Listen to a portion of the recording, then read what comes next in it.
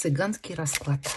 Что стучит, что гремит, на пороге стоит, чем сердце успокоится и что дело завершит. Давайте посмотрим, кому попалось это видео, что стучит. Новости. Не пугайтесь. Гроб и всадник.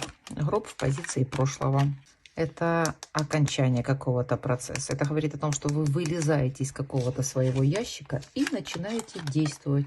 С депрессией, я не знаю, смена работы, все что угодно. Но вылезаете с этого ящика, то, что вас держало, то, что давило, сели на коня и начали действовать. Что гремит? Это уже громко, это уже прям врывается в вашу жизнь. Что гремит? О! Подарок, встреча, счастье. Ну и рядом с такой лилией я читаю только как сексуальность и притягательность. Это новая, старая, без разницы какая-то. Это любовь во всех ее проявлениях. Со старым партнером, с новым партнером, у кого как. Прекрасные карты. А что на пороге стоит? Это тихо стоит, ждет своего часа. Что на пороге стоит?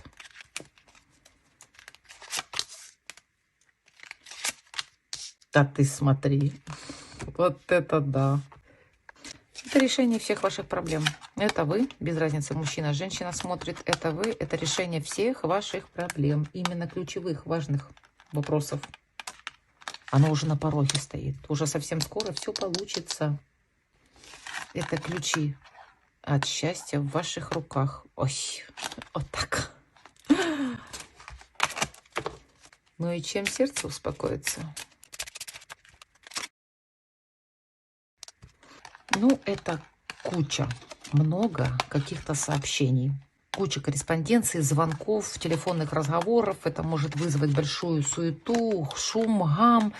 Может быть, даже немножечко раздражительность. Но именно это вас успокоит. Ключевой вопрос, видимо, так и решится. Да. Вы получите хорошие новости, смело начнете действовать. Ну и что дело завершит? Итог.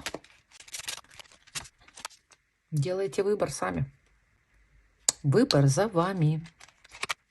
Судя по собаке, вы сделаете правильный выбор. Вас ждут счастливые перемены. Вас ждет поддержка, помощь, верность, искренность, защита. С чем вас и поздравляю.